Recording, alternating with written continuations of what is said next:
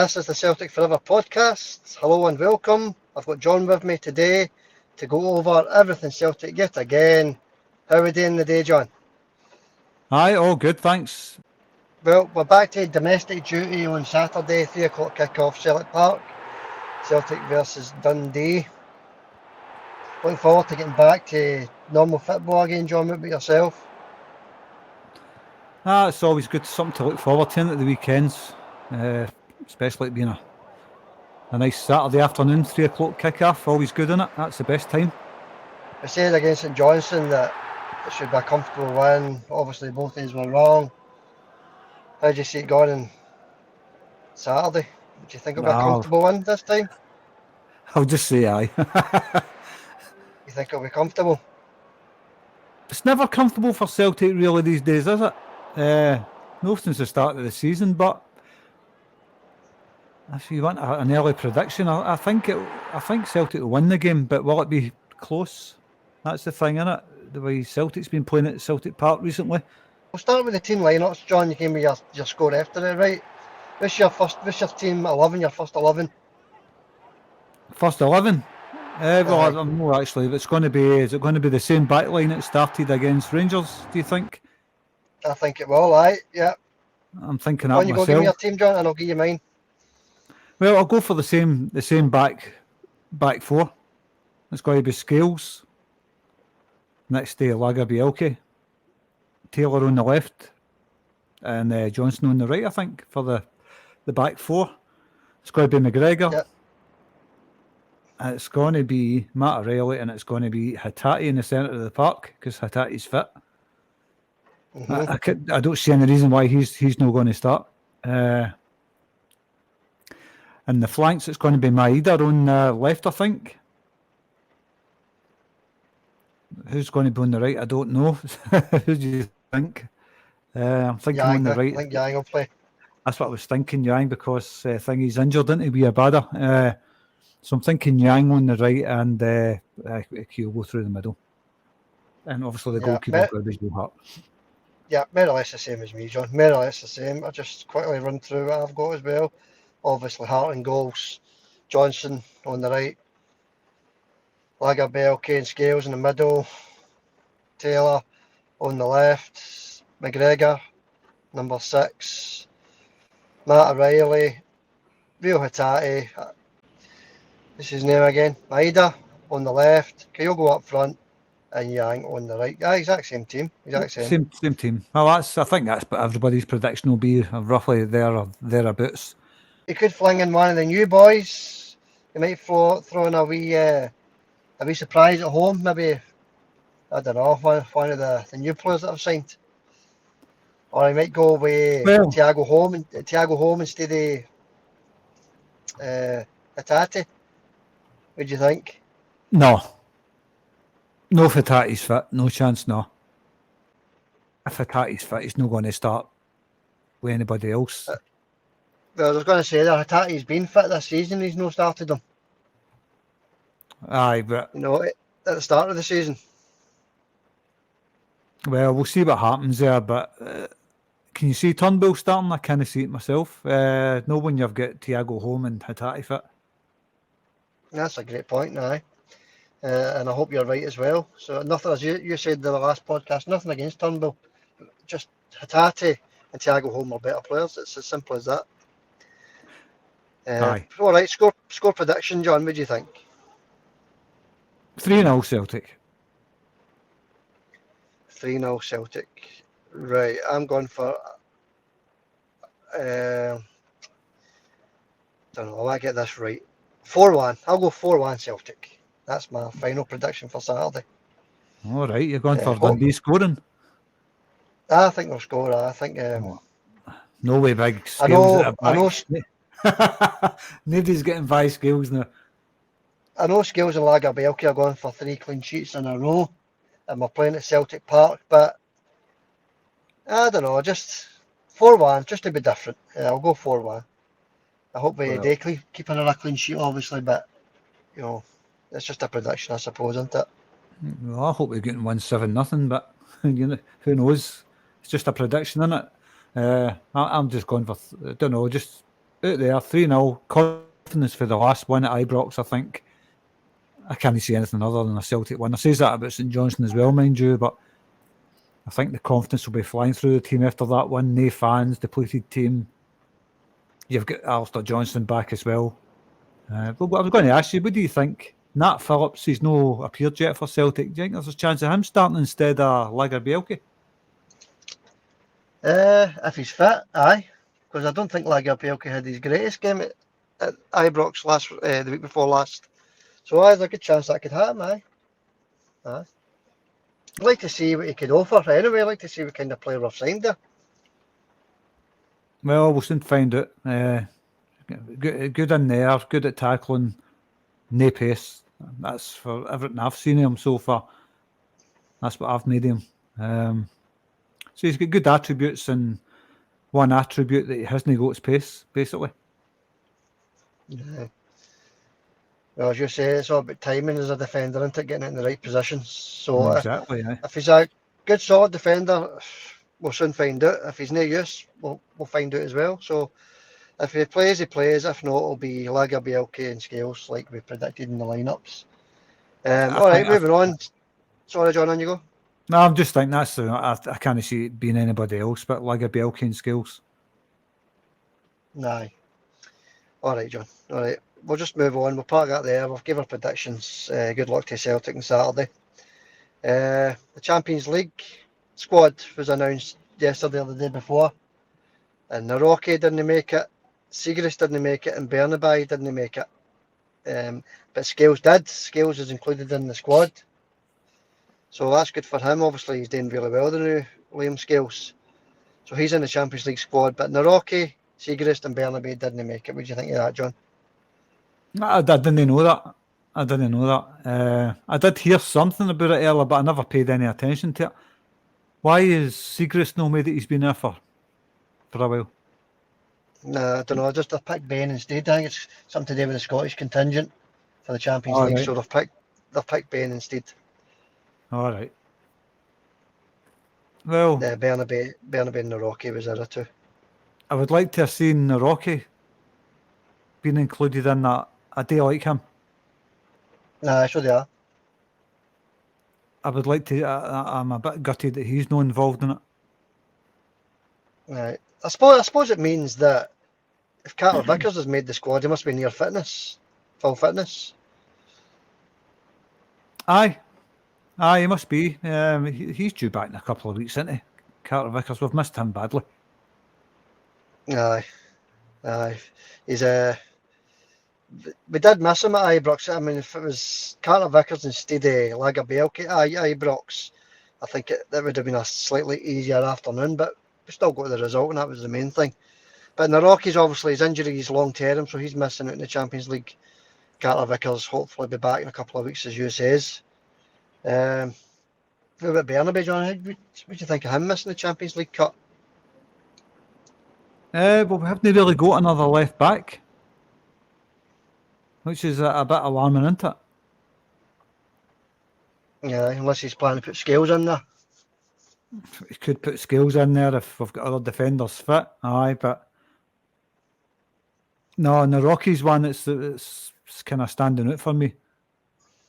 But a left back position as well. You've only got Greg Taylor there, really.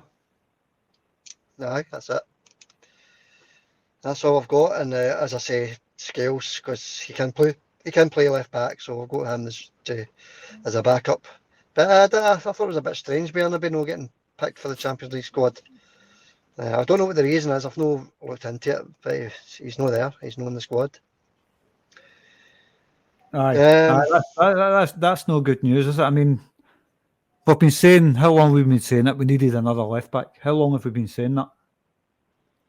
Aye, well, Celtic fans were screaming for a new left back signing, weren't they, during the transfer window, and we obviously didn't get it.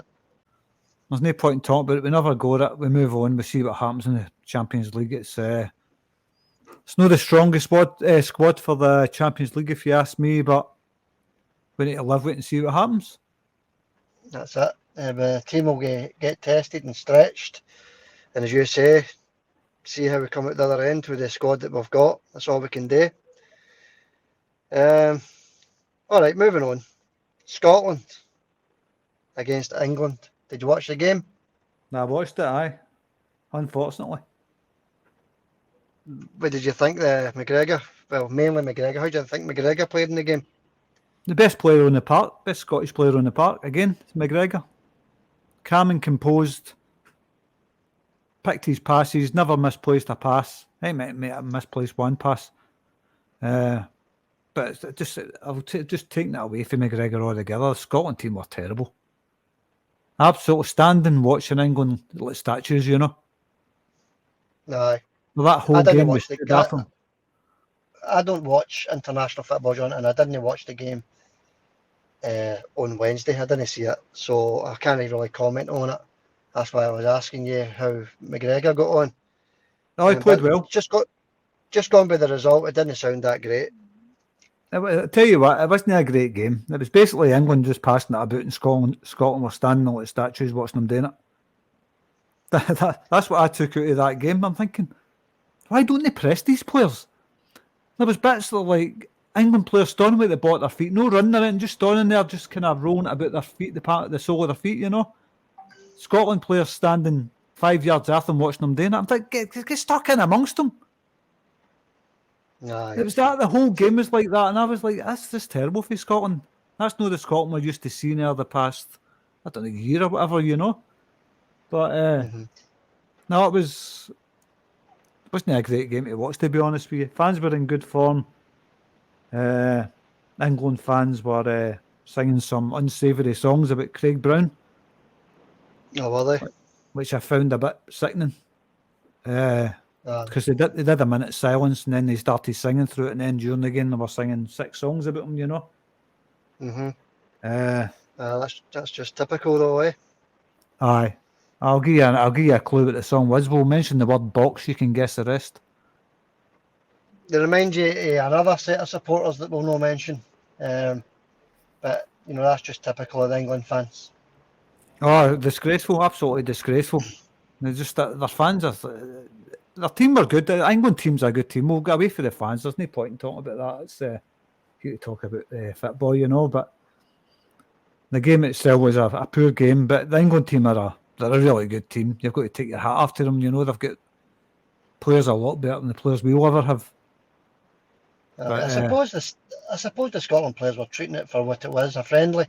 They're not going to go flying into tackles in a friendly and then get injured for the next set of international games. No, there's that side of it as well, but no, you could see the England team are miles above Scotland in terms of quality, you know. But if it was a game that meant something, you might have seen a different Scotland, because I think the last time Scotland played England, a game that meant something, was it a draw? I can't remember now. Honestly, my mind's gone for trying to remember results now. But obviously, the last time we played them at Hampden, was it 2 weeks? Lee Griffiths got 2 free kicks. I'm not sure if that was the last time we played them. No, I'm not sure. I'm sure it might have been actually. I think that was a qualifier, wasn't it? That was a qualifier, I think it was. And we drew 2 weeks and got beat down there, I think. But I didn't even watch that game. As I say, I'm not totally into my international football, John. I'll watch it now and again if it's like a big game. Didn't watch it on Wednesday just because it was a friendly. You know, I just left it. But some people are different, you know, they love international football, they love following Scotland, and that's, like yourself, that's fair enough, I suppose. Well, I don't religiously follow Scotland, but I do like watching them, you know. If it's on, I'll watch the game. If I miss it, I'll not be upset or anything. Now, I'm not that upset about last night's result. It just annoyed me the way Scotland were standing like statues watching England, passing it about. It looked like a game of FIFA that had crashed. When you're playing FIFA and it crashes, the players just stand there doing nothing. Well, that's what it was like. I'm glad I didn't watch it if that's what it was like. I listened to a couple of wee bits on the radio, switched it on every 15-20 minutes just to see what the score was. And as you said, the fans sounded in great voice, but obviously the team couldn't back it up on the park. Yeah. So a fair play to well the done fans England, I suppose. They got their win, they got their 3-1 win. Scotland move on to more important games, didn't they? It was a scrappy game. The goals were rubbish and all. An own goal. Scotland's goal was an own goal. England's 2 goals. One was a deflection and one Robertson just passed it straight to the striker to put in the net. It's terrible defending, but the 3 scrappy goals and the last England goal was all right, but there we go. It's finished now. It's over and that's it. We move on. More important things. We've got Celtic at the weekend, which is a lot more important than Scotland against England, in my opinion anyway. Well, the most important thing for me at the international thing is that all the players, apart from Abada, came back uninjured, healthy and fit and ready to go. So I'm over the moon with that. That's the most important thing as far as I'm concerned. Definitely, aye. That's all you can ask for. The players come back. But on to Scotland, the next the game's against Spain. And there was, last night, if Norway dropped points, that was Scotland qualified. No, that's something I don't know. How did Norway get on last night? Do you know? Norway, they were winning 2-0 with 3 minutes to go, and they lost 2-1 in the end. I can't remember who it was they were playing, but they missed a sitter in the last kick of the ball. Could have made it 2 each. Scotland could have qualified last night if that sitter would have went in. They would have qualified with the last kick of the ball, but it never happened. So they move on to the next game, which is against Spain.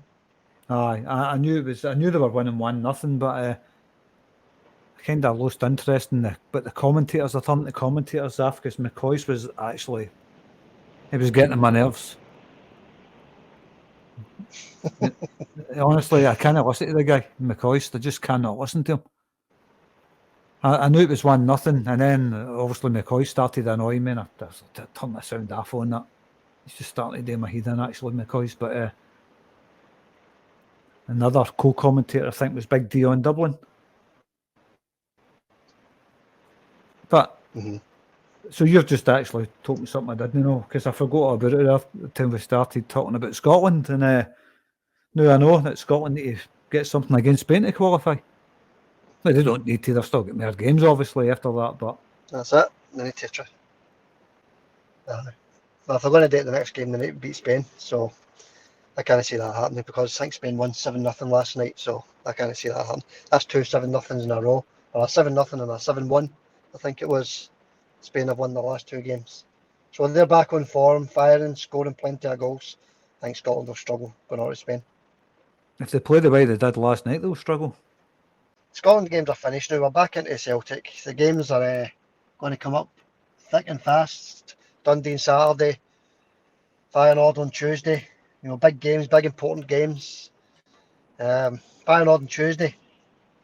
I know we don't know what the team is or anything like that yet, and who's going to be fit, etc. But how do you see that one going on Tuesday night? I don't know. If I'm going to give, you can't expect much for Celtic right now, can you? It's a lot of new players there. It's new manager. How ready are they going to be? We don't know. But do you think we could come out of there with a draw? Well, I hope we could come out of there with a win, obviously, but aye, possibly. Go on, you go. On you go, John. On you go. I will possibly come out with a draw. Could possibly come out with a draw. But like I says to you in the last couple of pods, Dutch football's on the up. So it's going to be really hard getting any kind of result there. Seen what happened to Rangers against PSV. Getting hammered. And this is a better team. So, but then again, it's Celtic, it's no Rangers, is it? No, I don't know, Xander. I just hope we can come out there with something. Or at least get out of there with their dignity intact, Aye. I think we could come out of there with something. I don't know if we could win the game. Don't get me wrong, it's possible, obviously. But I think we could come out of there with a respectable draw, and what a start to the Champions League that would be. And then the next 2 games in the Champions League after that are at home. So at home against Lazio, then the first game at home against Atletico Madrid. So 2 home games in a row after that. And if we could win the 2 games, it would be an amazing start to the Champions League. But you can only hope, I suppose. We can only hope. let's hope we can get 7 points out of the first 3 games. Aye. It's asking a lot, isn't it? It's asking a hell of a lot. Aye. You're probably talking maybe Celtic out of the games. You maybe get. I would be happy with 4 points out of the first 3 games. You know, a win and a draw at home, Aye. and maybe I don't know. Aye. Maybe I don't know. 4 points out of the first 3 games. I think I'd be happy with that. Aye, I'd be happy. Very happy with that. But because we've got a couple of home games in amongst that, you're sort of hoping for a wee bit better. That's what I think anyway. But 4 points out of the first 3 games, brilliant. 7 points, even better. But we'll leave that there now, John. Right, well, just a couple of wee things to finish off tonight's podcast. Former Celtic defender Stuart Gray has been diagnosed with chronic liver cancer. He started a GoFundMe page, so anybody that's listening wants to put towards that, he started a GoFundMe page. Stuart Gray. Do you remember him, John? Stuart Gray, defender? Do you know, when you're talking there, I'm thinking, good luck to the guy, but I honestly can't remember him. I don't think he was like a first team regular. He was a first team player, but he wasn't a first team regular, I don't think. I can't really remember much about him myself. I just heard the news today that he's obviously got this chronic liver cancer. And I'm the same as you. Good luck to him. I hope he pulls through. Hope he gets all the money he needs on his GoFundMe page for the treatment that he needs. Good luck to him. But I don't actually remember the boy playing. No, the names, it rang a bell. As soon as you says it rang a bell, but I'm trying to put a face to his name and I just can't remember even what era it was, or what era was he playing for Celtic? I'm sure it was the 90s, John. I'm sure it was 90s. Stuart Gray. I should remember him if he was there in the 90s, unless it's just like a squad player that never get many games or whatever. But good luck to Stuart Gray, aye. You can only ask all the Celtic fans to go to his GoFundMe page and help him out there. That would be fantastic. Yeah, my sentiments exactly, John. And good luck to him. And I hope he pulls through, and he makes the money that he's looking for to receive the treatment that he desperately needs. So good luck to Stuart Gray. All right. Just before we finish, we'll go back to the Celtic ladies. Any update in the score, John? No, because I've paused it. Oh, did you? I was hoping you weren't going to say the score there. Oh, are you going to watch it? Is that what it is? Well, we did this. It was half time. It just kicked off the second half, and I paused it there to do the pod. Right. So I don't really want to give much away with that, you know. Sorry about that. Well, I know the score. I know the score, so cover your ears. Right, count to 10. Right. Go. Right. The Celtic ladies score at the moment is Celtic 3, Hearts 2, 79 minutes gone. That's the latest score. Can you hear me, John? I hear you now, aye. First time I've ever had to do that. I could have just turned the computer down, but I was actually holding my ears. Aye, so I've gave the listeners and the viewers the latest score, and I'll not talk about any more about it, right? In case I slip up. What about the game against Vålerenga in midweek, Champions League qualifier for the ladies? That was a bit of a sickener, wasn't it? Do you know what? I never watched it. I caught the last. I think it was the last 5 minutes of extra time, and the penalties. So that's all I caught was the bad bit. Caitlin Hayes gave away a penalty, and the last kick of the ball, she gave away. Aye. Yeah. That's where I switched to Eric. Was big Caitlin Hayes getting that penalty. And what a player that lassie is, by the way. Just a big shout out to Caitlin Hayes or anybody that knows her. And they're listening to this podcast. She's some player. That lassie's some player. She's the Celtic ladies version of Billy McNeil. Aye. Oh, she's some player. Aye. Oh, she's some player, aye. Great in there, great tackling, great passer of the ball. The best Celtic ladies player I've seen so far, anyway. Mm-hmm. Well, she's a stalwart, aye.